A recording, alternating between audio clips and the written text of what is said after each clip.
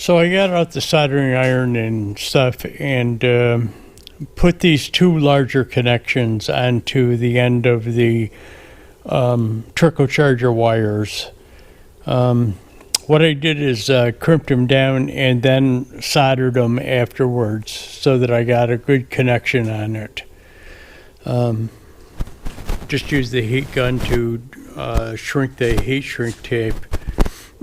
The red one got wrinkled up like that at the end because I didn't let the connection cool entirely before I tried to push the heat shrink up, and it shrunk it down when it came in contact with it, shrunk the end of it, the end towards the circle down as it came in contact with it. So I had to kind of push it up and wrinkle it up over the connection to get it on there.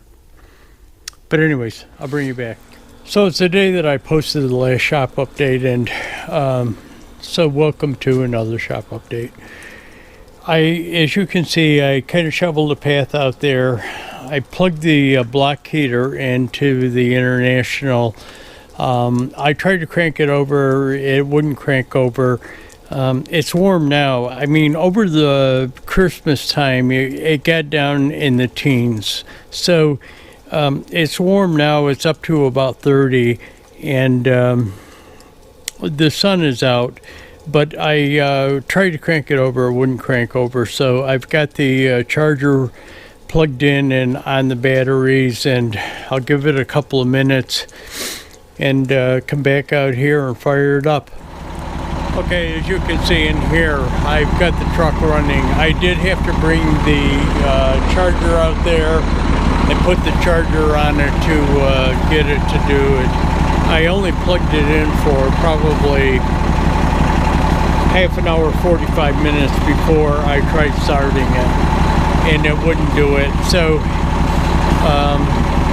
yeah, those batteries need to be replaced. I need to be able to get a Trickle charger on it. The other thing is it's not building air, so that air dryer is probably frozen again. But what I'm going to do is I have access to a torpedo heater. We're going to get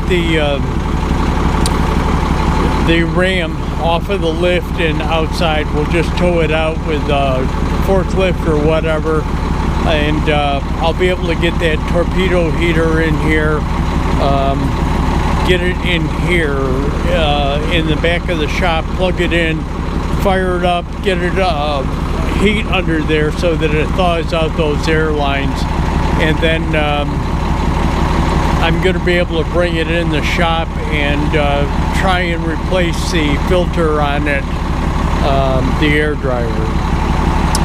But I'll bring you back. Okay, so it's Monday morning, Monday after Christmas, and it's the day after I shot that last clip.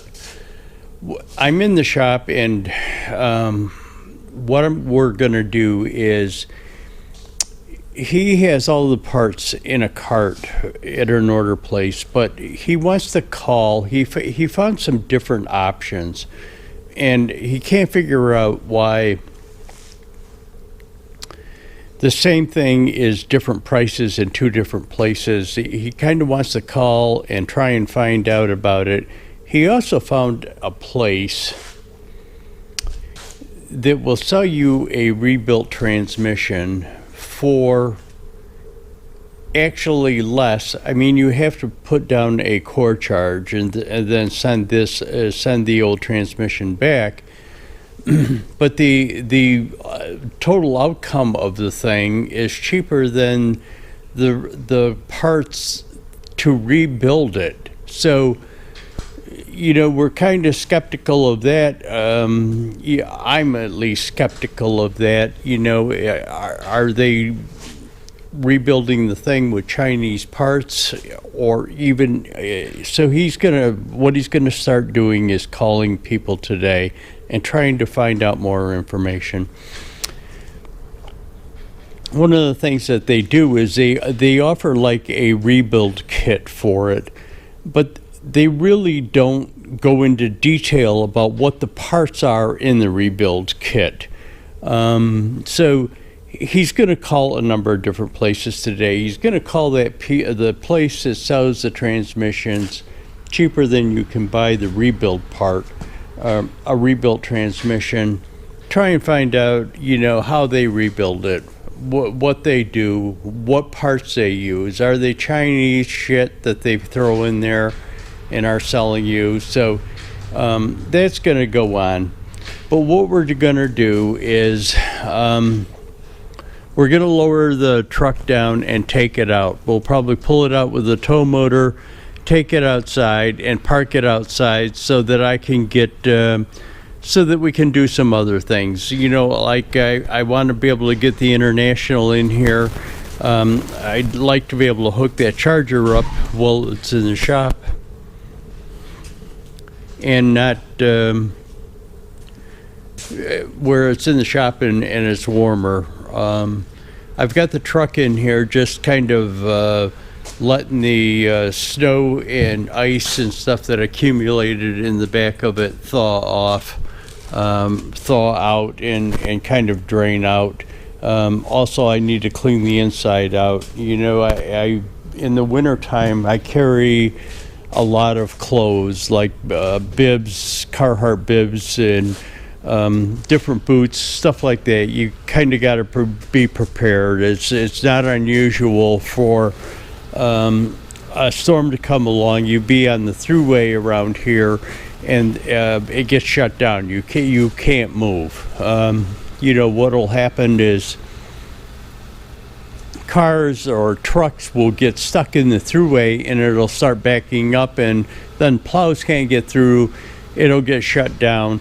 It's not unheard of for the thruway to get shut down around here and people be stranded, or cars. I'm not going to say the people are stranded. They could be stranded, but the cars could be stranded out there for 3 or 4 days.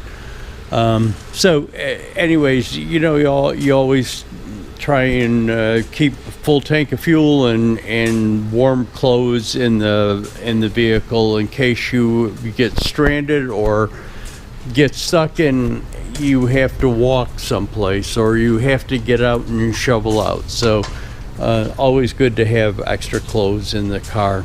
So I just got to straighten that stuff out, and yeah, I'll bring the International in and we'll get going.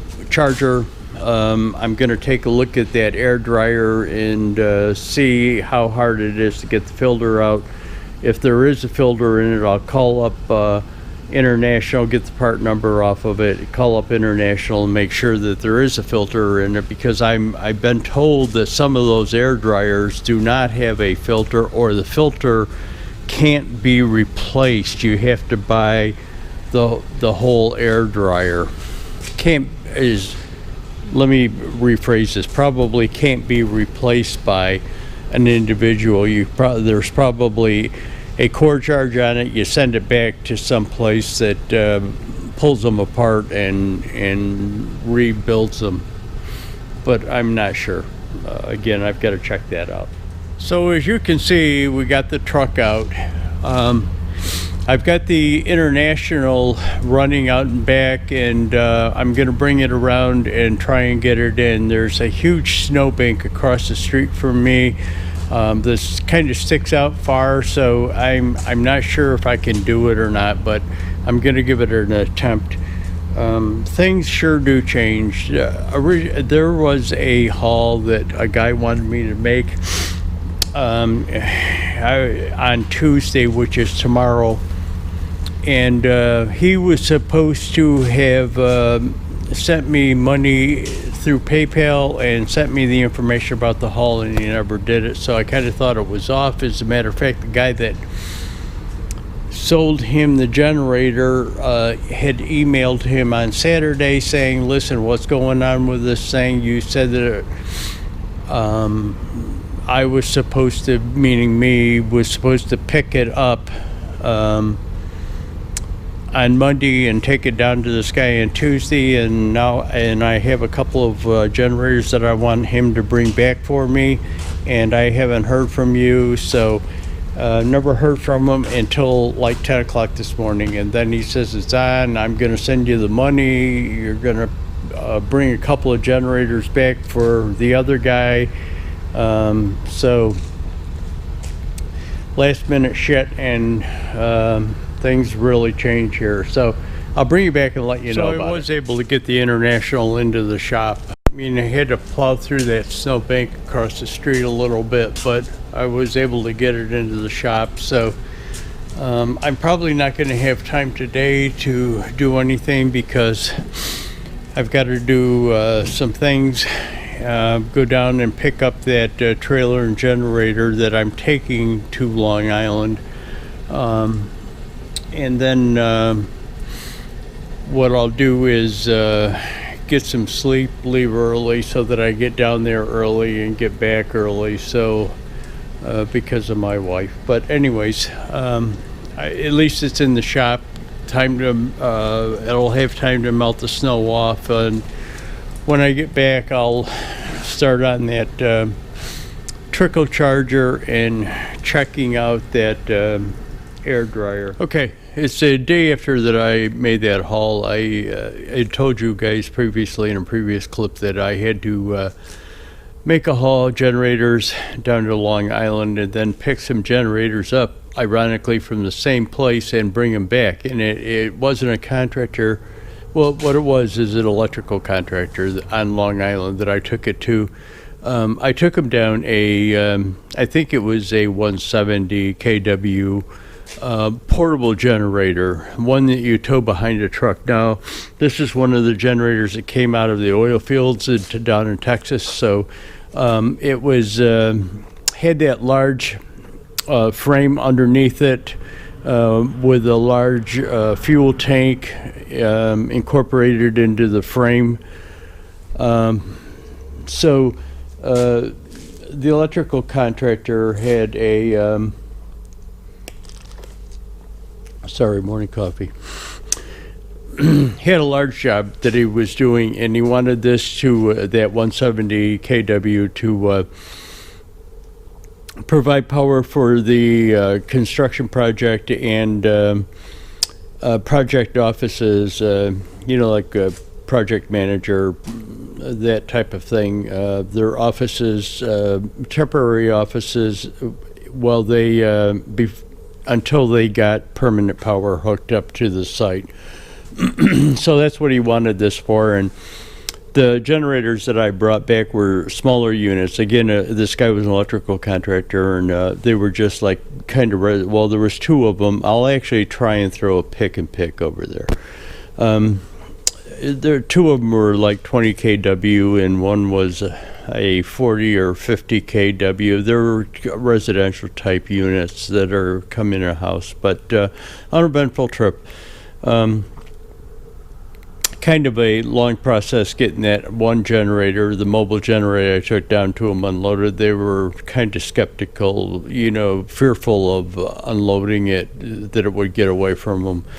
I thought they had a big forklift or something that they could pick it up with, but and I didn't want to film it because it was kind of like chaos and ironic, but you kind of run into stuff like that. If you've never done something like that before, you're usually a little more skeptical of what could go wrong, and take a little more precautions than when you've done it 3 or 4 different times. But anyways, it was an uneventful trip. So I'm back here this morning. I'm going to start working on those batteries. So one of the things I do not have for this, and maybe somebody can help me out. As you can see, hopefully as you can see, let me put the light back under here in a little different way. There are 3 batteries in here. And looks like there's room for a 4th. The bracket and everything is still here for the 4th one.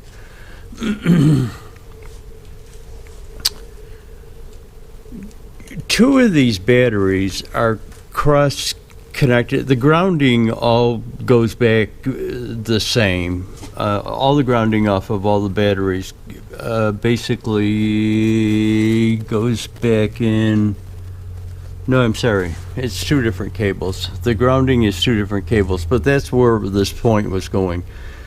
The positive charges on this thing, the positive leads on this thing go back in as two different cables.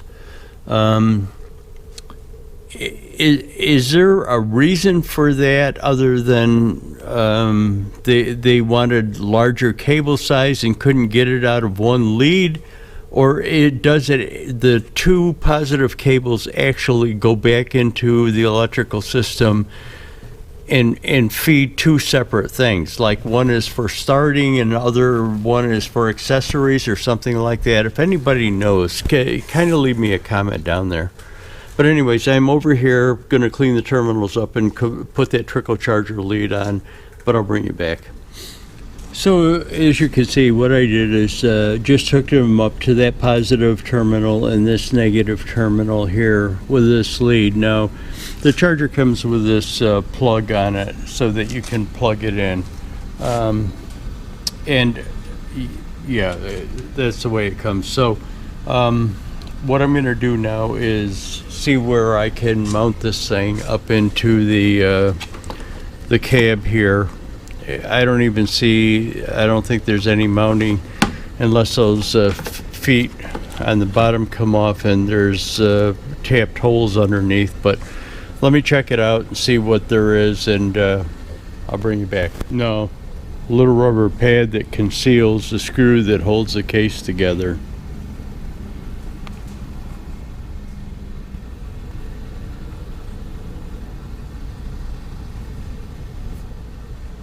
So what I did is I came over here and plugged it in to figure out two things.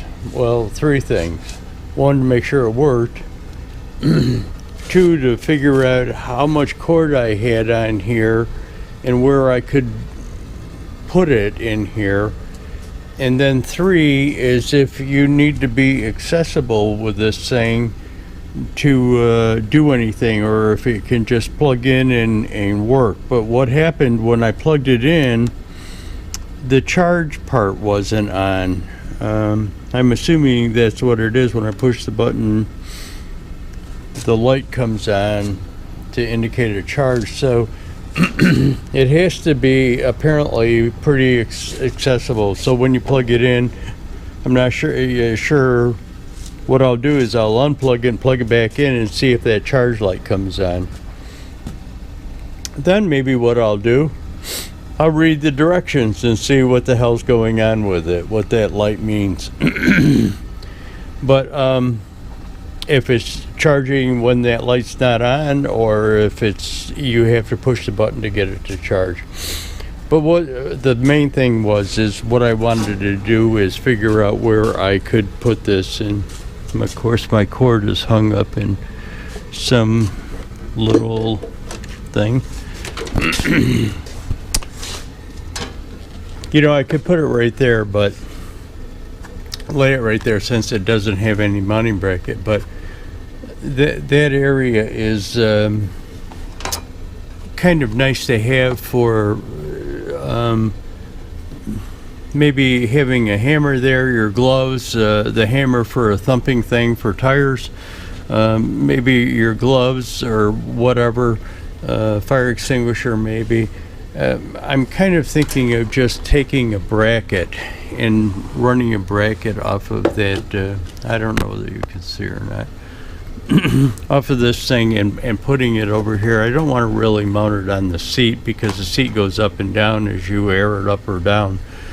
But maybe a bracket out here so I'm still accessible to this tray and everything, and it's really not in the way of anything. I'll have to kind of figure out how far that seat goes up and down and make sure it's not in the way of the seat functioning up and down. But I'll bring you back. One of the things that I wanted to do was kind of figure out how much wire there was there to where I could go with this, how I'm going to come out of the box.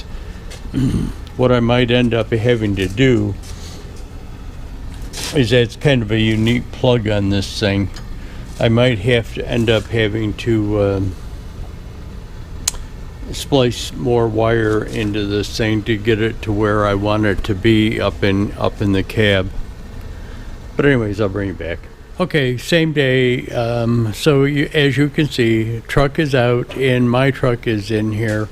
There's a reason why I did that. I wanted to. I told you about that haul that I had to make. Well, again, I borrowed somebody else's trailer, so my trailer or my truck is packed with some stuff that I took down there. Straps, chains, binders, stuff like that. And I wanted to get it out of there. I also wanted to get the truck in here and kind of rinse it off. It was a good drive down there, but there were some really salt-covered roads down through, and my truck was just a mess. As you can see from the stacks, even though it's been rinsed off with water, it's a mess. You can see some of the streaks of the salt still on the top of it. But I just wanted to get it in, get it rinsed off, even though it's raining outside. But mainly, I wanted to get this stuff in here. One of the things that I had an issue with is chain binders. They were kind of rusted up or stiff, wouldn't work. I actually had to put a pair of channel locks on it to hold the binder so that I could get the ratchet thing to move, even though I did have a little bit of PB Blaster with me, and I put some of that on there, but getting that initial movement out of it was kind of a chore. But again, going to clean the truck out, get it out, get the other International back in here. One of the things that I noticed, I had this thing plugged in all day, this charger, and it got fairly warm. I mean, I could still pick it up, but it was fairly warm, pretty warm. So that's something I got to take into consideration when I mount it. I don't want to mount it against anything that could hold the heat or it would have a potential of being harmed by the heat from it. So let me take care of this and I'll bring you back. So I'm over here at the welding table, and what I was going to do is yesterday, one of my friends, Jeff, owns a testing business. Got all of these like trays at an auction one time quite a while ago. He thinks they're pencil like trays to hold maybe on a desk or something. But anyways, what I was going to do is mount this charger. I thought, yeah, I could use them, find a use for them, and I was going to maybe put this charger in there and put some kind of a bracket to hold it. But after seeing how warm this got, I truly don't want to enclose it by putting the back of it against something. I kind of want it open to the air, sitting like this, and open to the air so that airflow gets around it, just so there's never an issue with that heat. Now, basically, probably mainly the only time that it will be used is probably during the colder months. But even given that, I want free airflow around it so that the heat that comes off of this thing after it's been plugged in for quite a while is never an issue. So I'm not going to use one of these trays to do it. I'll come up with something, but I'll bring you back when I'm doing that. So here is that stuff that I took out of my truck yesterday. The straps, I've got to redo it all up.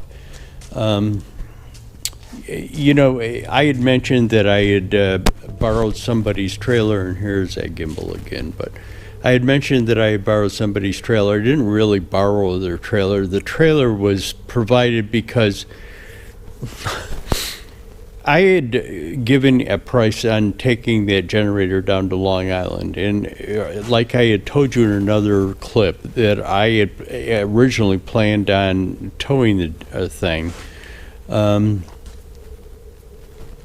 It was only at the last minute I found out that I had to bring generators back. So what the guy said was, the guy that provided the generator to begin with, that was going down to Long Island and that was getting the generators that were coming back from Long Island, told me, I'll just load it on my trailer, you can hook up to my trailer, and that way you can bring the generators back and we won't even have to unload them. All we got to do is disconnect from the trailer.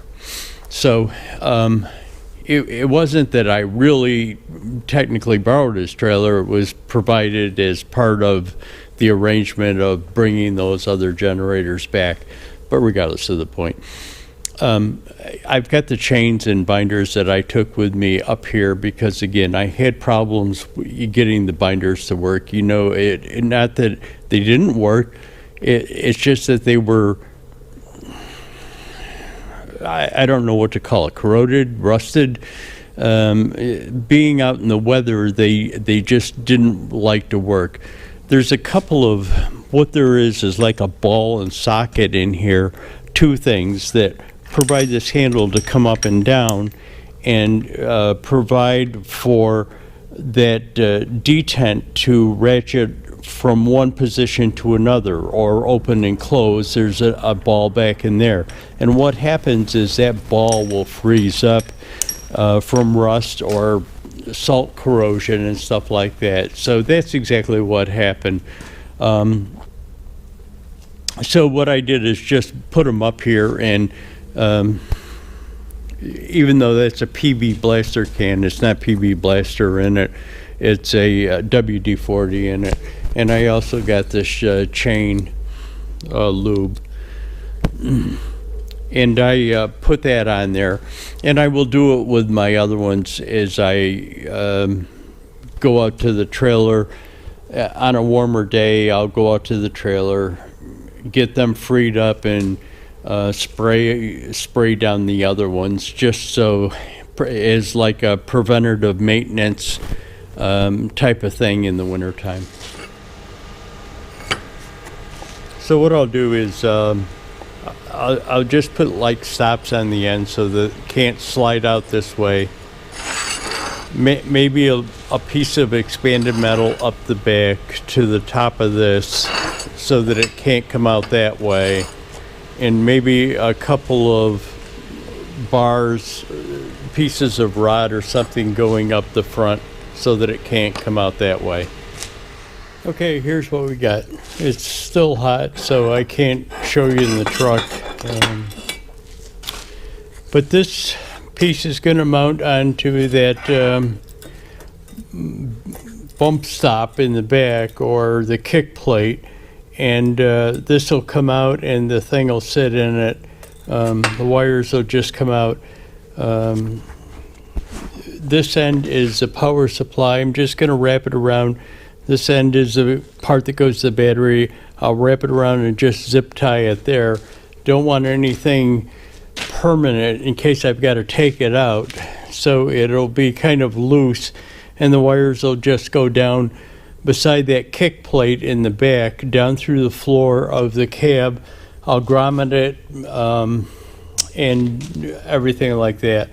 Again, I'm probably going to have to extend that lead that goes into the battery box. But anyways, I just wanted to show it to you. That's it. I'll throw some paint on it, it'll look a lot better. So I've got that bracket done, and I just put a rattle can coat of primer on it, the gray. I will do it black so that it matches the interior of the truck. That hole right there is so that I can just secure a zip tie to it to attach the wires to.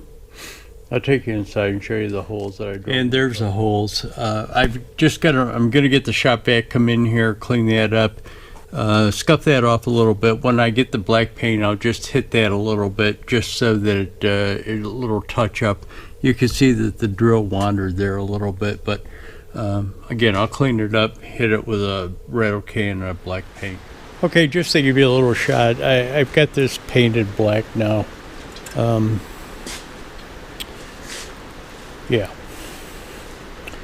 And I'll take you over to the truck. I drilled the hole through the bottom and got the wires run down through. Yeah, so if you can see that, what I did is I drilled a 3/4 inch hole, put a grommet in it. Now the grommet is down below. You can't see the grommet up above because that rubber matting for the floor mat is up above. So the grommet is around the sheet metal of the cab on the lower side. And what I'll do is, after I'm done with it, I'll seal that hole up with a little bit of silicone too. So here we are in the battery box. This will get connected up, but I had to cut the wire.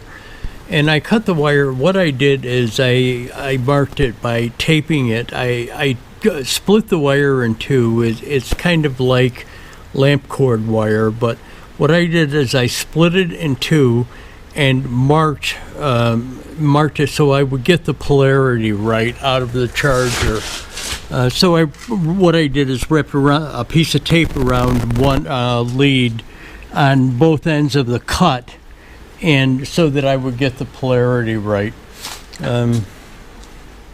The other end is up here. Yeah, see, the other end is up here, and again, it's got a piece of tape wrapped around one end. But what I've got to do is put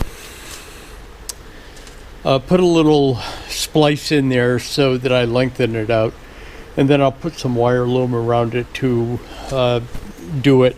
Now, to be able to get the extension or the plug cord down through there, of course I had to cut the plug off, and I've got another one of these things ordered so that I can wire that in to the plug. But anyways, it's coming along. So here is the charger in place, and with the seat back up, raised back up again.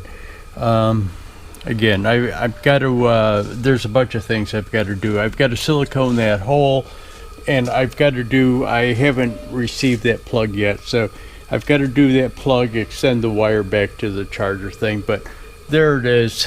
There should be enough room underneath here to, gloves, hammers, whatever I need to put in there. But that's it. So no, I haven't even put this stuff away in the trailer yet from that haul that I made this week. But I've got a little haul that I've got to make Monday morning. So some steel, but local haul. So I'll get it put away tomorrow probably. So here we are, transmission. So what has transpired is he called some of the suppliers and found out what they had, what they were going to be supplying and stuff like that with the kit. And I had mentioned to him before he actually called them, he asked me why I thought it would be cheaper for them to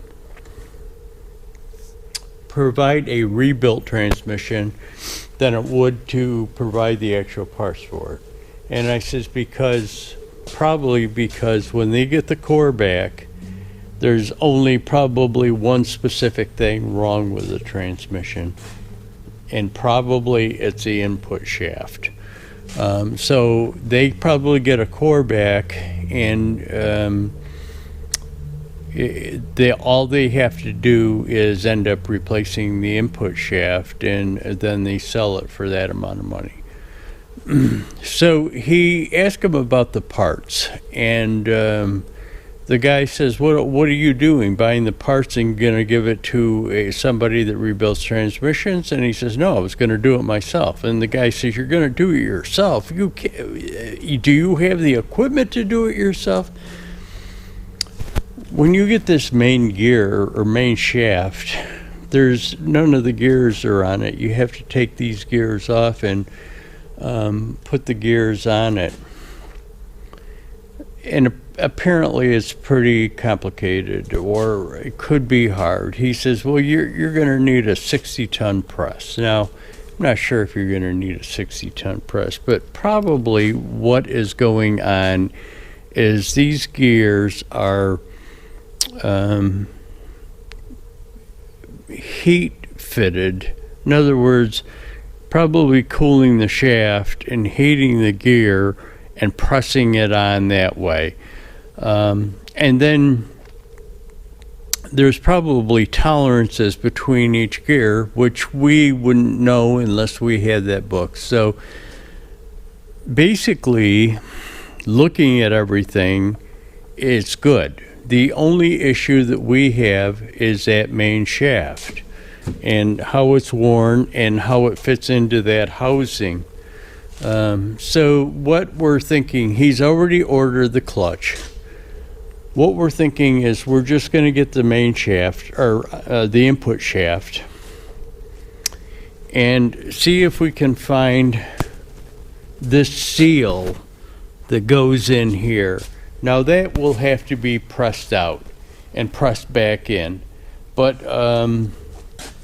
find that and probably get one of these also, this new part of this.